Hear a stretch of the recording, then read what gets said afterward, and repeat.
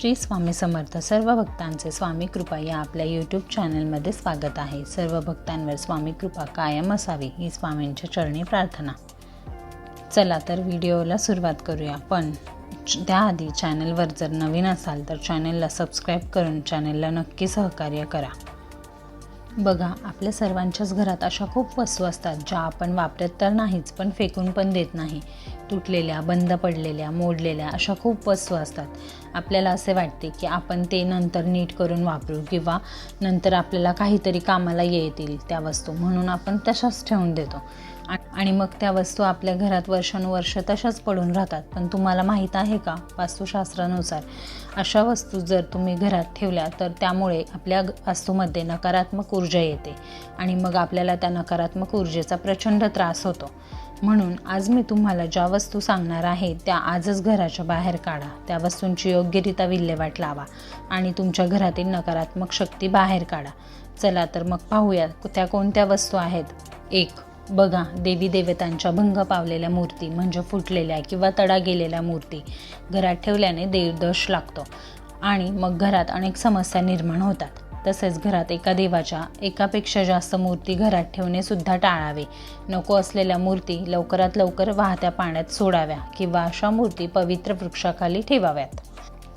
2. देवी देवतांना वाहिलेली फुले, नैवेद्य हे निर्माल्य खूप दिवस जमा न करता वेळेच्या वेळी घराबाहेर टाकावे. नाहीतर त्या घरात वास्तुदोष निर्माण होऊन घरात कटकटी, भांडणे होतात. त्यामुळे जे काही निर्माल्य असेल त्याची वेळेच्या वेळी योग्यरित्या विल्हेवाट लावावी. 3. तडा गेलेला किंवा फुटलेला आरसा घरात खूप मोठ्या प्रमाणात नकारात्मक ऊर्जा निर्माण करतो आणि मग ही ऊर्जा आपली चालू कामेही बंद पाडते व प्रत्येक कामात अपयश येते. त्यामुळे असा आरसा लगेच फेकून द्यावा. 4. काटेरी झाडे घरात चुकूनही ठेवू नयेत. काटेरी झाडे घरात असल्यास आजारपण पाठीची लागते, तसेच पैसा व धन यांचा नाश होतो. म्हणून घरात काटेरी झाडे कधीही लावू नयेत. जर अगोदरच अशी झाडे तुमच्या घरात असतील तर लगेच काढून टाकावीत. 5. काटेरी झाडांप्रमाणे ज्या झाडांचे पान तोडले की दुधासारखा पांढरा चीक निघतो अशी झाडे सुद्धा घरात लावू नयेत. जर तुमच्या घरात अशी झाडे अगोदरच असतील तर ती त्वरित काढून टाकावीत. 6. मृत व्यक्तीचे कपडे कधीही घरात ठेवू नये, कारण अशा कपड्यांमध्ये मृत व्यक्तीची ऊर्जा असते. त्यामुळे असे कपडे घराच्या प्रगतीत अडथळा आणतात, तसेच कौटुंबिक कलह निर्माण करतात. म्हणून असे कपडे जर असतील तर लगेच फेकून द्यावीत. 7. घरात बंद पडलेले किंवा बिघडलेले घड्याळ घरात कधीही ठेवू नये, कारण जर तुम्ही तसे केले तर तुमची चांगली चाललेली वेळही वाईट वेळेत रूपांतरित होते. म्हणून बंद पडलेले घड्याळ एकतर दुरुस्त करून घ्यावे आणि जर दुरुस्त करणे शक्य नसेल तर फेकून द्यावे. 8. जुने कॅलेंडर घरातील कोणत्याही भिंतीवर लावू नये, कारण जुनी कॅलेंडर घराला अधोगतीकडे घेऊन जातात. त्यामुळे वर्ष संपताच जुने कॅलेंडर काढून त्या जागी लगेच नवीन कॅलेंडर लावावे. 9. पाकिटाचा संबंध थेट लक्ष्मीशी आहे. त्यामुळे जर तुमचे पाकिट फाटलेले असेल किंवा थोडे जरी खराब झालेले असेल तर लगेच बदलावे. तसेच लक्ष्मीशी संबंधित वस्तू पाकिटात ठेवाव्या, जसे की एखादे यंत्र. त्यामुळे लक्ष्मीचा पुरवठा सदैव होत राहतो. पाकिट नेहमी पैशांनी भरलेले राहते. 10.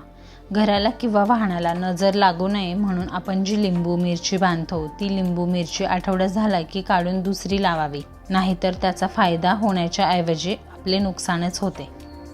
11. घरात कधीही जाळ्या होऊ देऊ नये, अन्यथा घरातील व्यक्ती सतत संकटामध्ये अडकते. चांगली वेळसुद्धा वाईट वेळीत बदलते व घराला वास्तुदोष लागतो. म्हणून घरात जाळ्या झाल्यास लगेच स्वच्छता करावी. 12.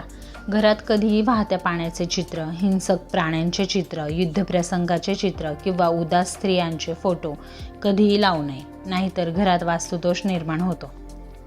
बघा, या सर्व वस्तू जर तुमच्या घरामध्ये असतील तर तुम्ही लवकरात लवकर घराच्या बाहेर काढा, नाहीतर वास्तुदोष निर्माण होऊन अधोगती वाढेल, तसेच तुमची प्रगतीही थांबेल.